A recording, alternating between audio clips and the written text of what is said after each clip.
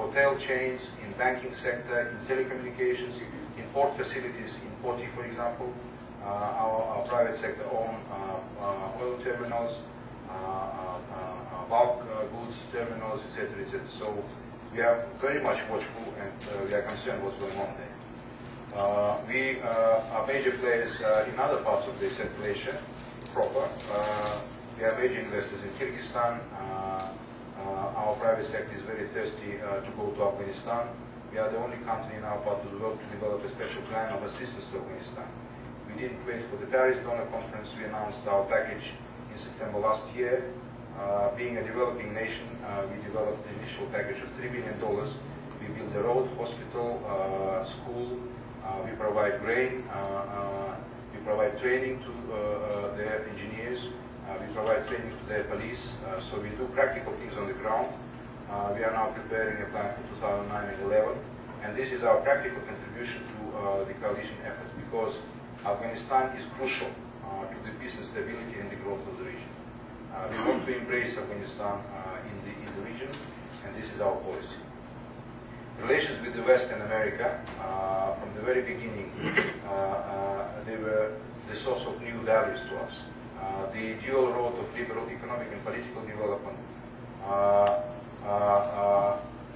the source of learning how to move along this road, dual road, of course, was the West. And the West readily opened its doors for experience, for knowledge, for expertise, and since then we developed a very healthy and very viable and diversified relationship. It's easier for us to say where we don't cooperate with the United States. We cooperate in every imaginable area of activity, starting from non-proliferation to somebody is just tapping on, you know. Old habits die hard, right?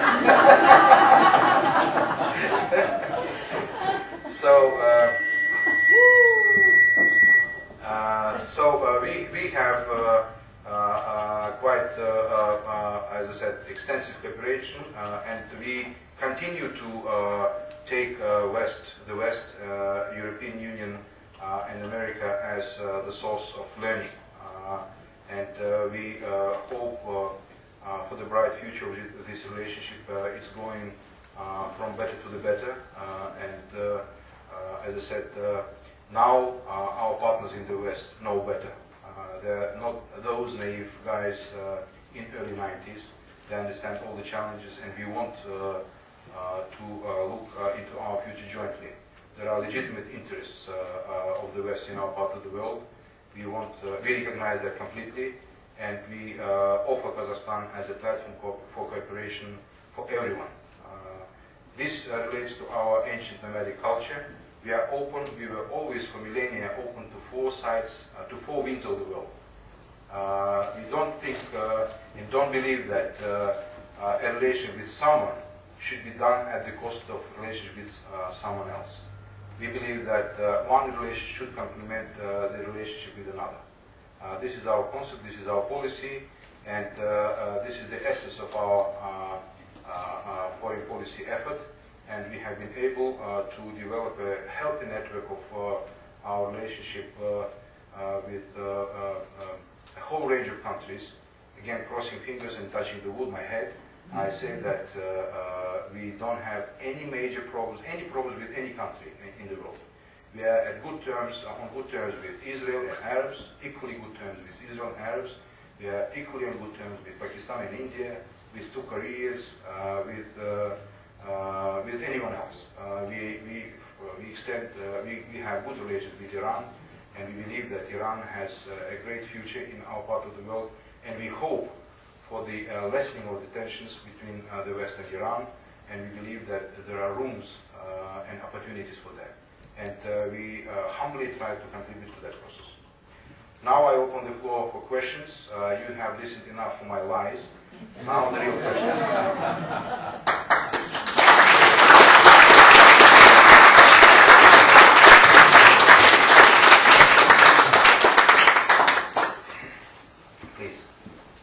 Are the young people getting university education in Kazakhstan, or do they go away and from home or go away and stay away? You have been most probably briefed well. I completely forgot. I'm getting old. I'm hosting a dinner for the Sclerosis Society. So I hope that I will improve. But this is a very valid question. You remember I mentioned the elements of what we lacked. We lacked capacity. We lacked human resources. Therefore, the biggest investment of Kazakhstan is in young generation. Again, Kazakh like to boast. Whatever we do the best. We are the first, we are the biggest, etc., etc. So that is a disease of the former Soviet Union, you know. So, but we are the only country in the world to have an extensive scholarship program. I will give you a figure. 3,000 students a year, annually, are fully budgeted from the state budget to go and study in the best universities of their choosing abroad. Of course, they have to go through qualification. It's not that they can go and choose whatever they want. We have priority lists of subjects.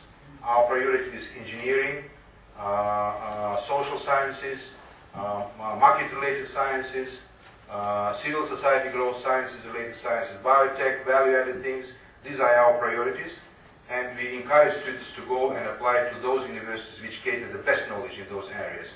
We don't need, for example, initially we needed diplomats, but enough. Enough is enough, and lawyers, you know.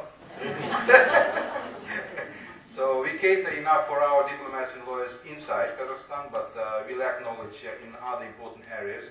Therefore, 3,000 students a year, just multiply to, for example, I came from UK, and we have, US is the biggest intake of this scholarship, which is called Bolashak. Bolashak in Kazakh language means future. In UK it was £10,000 a year for tuition, and another £10,000 for accommodation, stay, etc., etc. And the scholarship covers travel at both ends, including travel for short holidays, books, of course, accommodation, food, etc., even some discotheque money.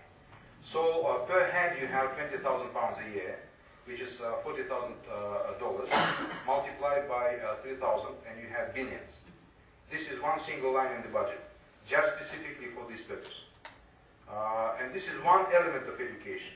We are reforming our education, and we switched. Of course, we have a mixed. There is how it's called, the 10-year grade. We are switching to the 12-year schooling at schools. So far we have 10 years. 10 years is a must, and this is provided by the government. Any citizen, by law, anyone is required to go through through the 10th grade, and this is covered by the state through state schools. If you can afford, you can go to private schools, to private universities, whatever you choose and whatever you like. And this scholarship, of course, does not preclude others who can afford, particularly from oil sector or banking sector, to send their kids on their own. And kids raise money through other sources. But we also reform our own education. Our universities now vie for grants. The government is not, as in the Soviet past, is not allocating a big chunk of money without any control. We want our universities to vie for the best knowledge, for the best catering of knowledge, and simply the money is divided into grants per head, per student. Particularly grants are aimed at the needy sectors of the population, from rural areas, and those who go through this testing, and the testing is computerized without access, so we limited the opportunities for corruption. But corruption is a crawling creature, and we fight with that creature. But in education, we try to bring the less there is a human-to-human contact, particularly with the bureaucrat, the less opportunities for corruption. Therefore, we are introducing in education, as I told you, and we are introducing the e-government to make sure that we bring new standards and new quality and new culture of work in Kazakhstan. So education is top priority, and we are investing a lot in our education, both inside and abroad. Yes, please. Yes, sir. From your perspective, what would be the most fruitful way for the United States and its European allies to approach relations with Iran?